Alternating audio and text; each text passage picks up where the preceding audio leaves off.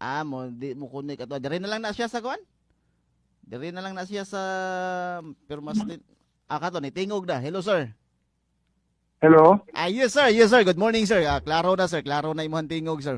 May buntag sa Regan live ka sa tuang programa Banat Brigada unya Brigada Rodelo Noynay. Kumusta sir? May buntag.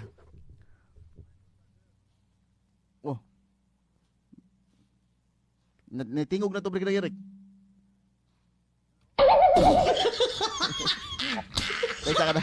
Doon na tayo gamayng adjustment mga kabrigada, no? Kay doon tayo gamayng adjustment nga gihimo. Hello, hello sir. Hello? Yes sir, okay na sir. Mabati na ka sir.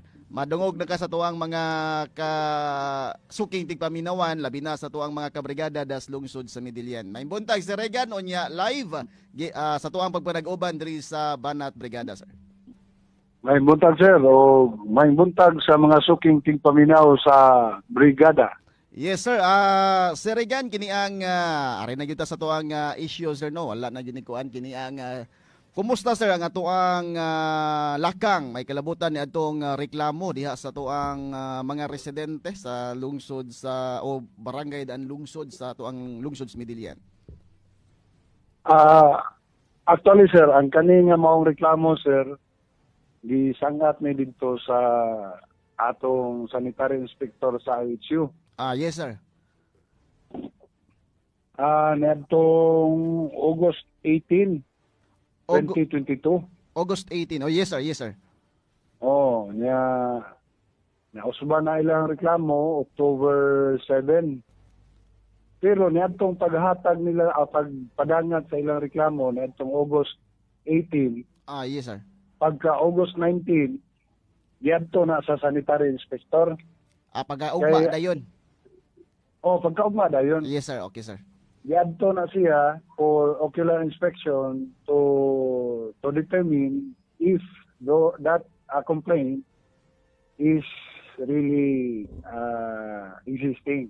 Yes sir.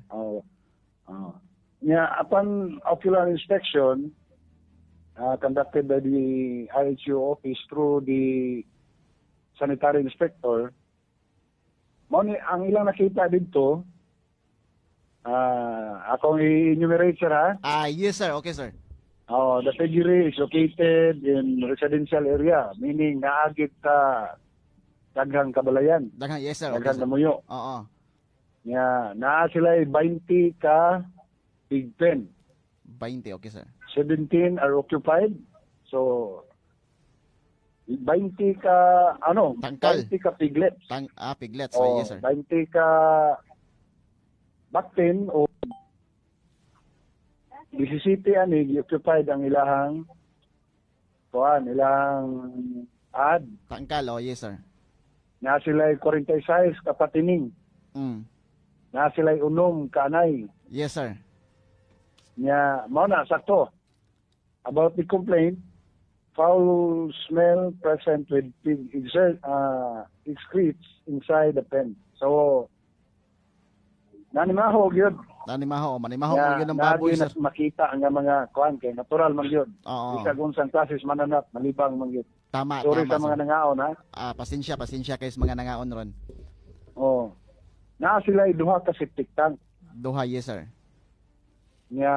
Ang nakita dito upon interview sa caretaker, wag yung pigiri permit. Walay pigiri permit. Kay ni-claim magid kuno ning permitted kuno sila sir. Ang kanang mga hugaw sa baboy, ilahan ang kolekta unya gisod og sako. Walay report da sir nga dauban kuno nila. Di sa ato ng 18 sir. 2018. Yes. August 8 yes. August 19. 2022. 2022. Okay sir. Recommendation sa base sa ato ang sanitary inspector, advise the use of soap or bleaching solution to minimize the foul smell. Okay sir. So gamitan og sabon or kaning bleaching powder or liquid ba Yes, para makontrol ang baho. Yes sir. Recommend to clean the floor area 3 times a day.